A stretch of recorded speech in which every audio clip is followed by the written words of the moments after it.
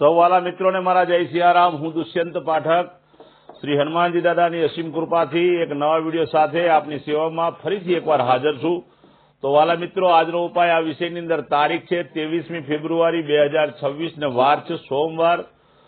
વાલા મિત્રો, પંચાંગ કહે છે ફાગણ મહિનો ચાલી રહ્યો છે, શુક્લ પક્ષ ચાલી રહ્યો છે, ભરણી નક્ષત્ર, બ્રહ્મયોગ, મેષ રાશિનો ચંદ્ર, પછી વૃષભ રાશિનો ચંદ્ર થશે, કુંભ રાશિનો સૂર્ય છે।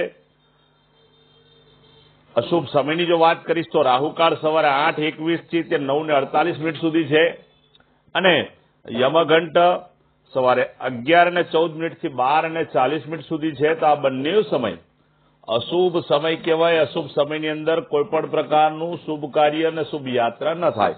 વાલા મિત્રો, શુભ કાર્ય અથવા શુભ યાત્રા કરવા માટે આપણે કોઈ સારું ચોઘડિયું અથવા સારું મુહૂર્ત લેવું જોઈએ, જેમાં ઉત્તમ અભિજીત મુહૂર્ત બપોરે 12:17 થી 1:13 સુધી છે। તો વાલા મિત્રો, આ સમયની અંદર કોઈ પણ પ્રકારનું તમારે શુભ કાર્ય કરવું જોઈએ અથવા શુભ યાત્રાની શરૂઆત કરવા જોઈએ।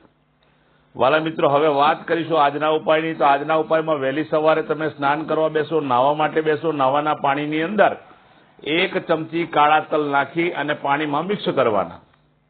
ત્યાર પછી તે જ પાણીથી નાહવાનું, તેમાં ચોખ્ખું પાણી ઉમેરી શકાય, સાબુ અને શેમ્પૂનો ઉપયોગ કરી શકાય।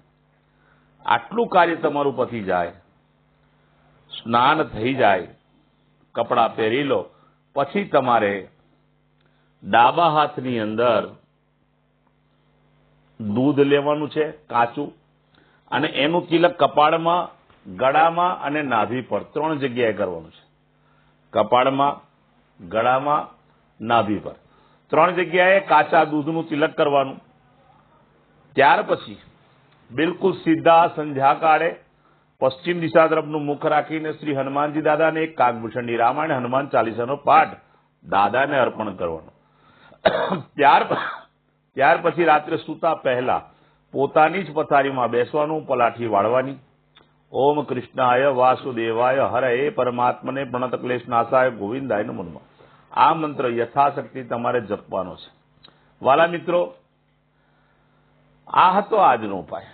જે મારા વાલા મિત્રનો જન્મદિવસ 23મી ફેબ્રુઆરી 2026 સોમવારના દિવસે છે, તેવા બધા જ વાલા મિત્રોને મારા તરફથી જન્મદિવસની શુભકામના। શ્રી હનુમાનજી દાદા તમારી મનોકામના પૂર્ણ કરે, બલબુદ્ધિ વિદ્યા આપે અને તમારું રક્ષણ કરે। વાલા મિત્રો, ઉપાયના સ્વરૂપે મેં કહ્યું તે પ્રમાણે સ્નાન અને મેં કહ્યું તે પ્રમાણે દૂધનું તિલક કરવાનું। ત્યાર પછી ગૌશાળામાં જવાનું, ગાયોને લીલું ઘાસનું દાન આપવાનું, અથવા તમારે ઘરે જે ભોજન બન્યું હોય તે ભોજન ગાયોને અર્પણ કરવું। ત્યાર પછી સંધ્યાકાળનો સમય થાય ત્યારે દૂધ પૌવા બનાવડાવવાના, એમાં થોડી ખાંડ અને ઇલાયચી મિક્સ કરવાની, અને તે દૂધ પૌવા નાના નાના બાળકોને તમારે ભેટ સ્વરૂપે આપવાના। સાથે સાથે તમારે જે બાળકો ભણતા હોય એને તમે નોટબુક આપશો, સારું પરિણામ આખું વર્ષ પ્રાપ્ત થશે। વાલા મિત્રો, જે મારા વાલા મિત્રની મેરેજ એનિવર્સરી 23મી ફેબ્રુઆરી 2026 ને સોમવારના દિવસે છે, તેવા બધા જ વાલા મિત્રોએ સવારે સ્નાન કરવાનું। સ્નાન કર્યા પછી વડીલોના ચરણ સ્પર્શ કરવાના, આશીર્વાદ મેળવવાના। ત્યાર પછી ગૌશાળાએ જવાનું, ગાયોને લીલું ઘાસ અને ઘાસનું દાન આપવાનું, અથવા તમારે ઘરે જે ભોજન બન્યું હોય તે ભોજન ગાયોને અર્પણ કરવાનું। ત્યાર પછી કોઈ પણ વૃદ્ધાશ્રમમાં જવાનું, અનાથ આશ્રમમાં, જરૂરિયાતમંદ વ્યક્તિને, મંદિરે અથવા કોઈ પણ બ્રાહ્મણને તમારે ચોખાનું દાન આપવાનું છે, ઘીનું દાન આપવાનું છે, મસૂરની દાળ, ખાંડ અથવા ગોળ, આટલી વસ્તુ તમે દાનમાં આપશો। આખું વર્ષ પતિ અને પત્નીનું સુંદર રીતે પસાર થશે। વાલા મિત્રો, આ હતો આજનો ઉપાય। મારા બધા જ વિડીયો યુટ્યુબ પર હોય છે। યુટ્યુબની મારી જે ચેનલ છે તેનું નામ છે દુષ્યંત પાઠક। તમે મારી ચેનલને સબસ્ક્રાઇબ કરો, બેલ આઇકન અવશ્ય દબાવો। હું નિયમિત એક જ્યોતિષનો વિડીયો મૂકું જ છું। એ વિડીયો જેવો મૂકાશે તરત જ તમારા મોબાઈલ પર નોટિફિકેશન આવી જશે।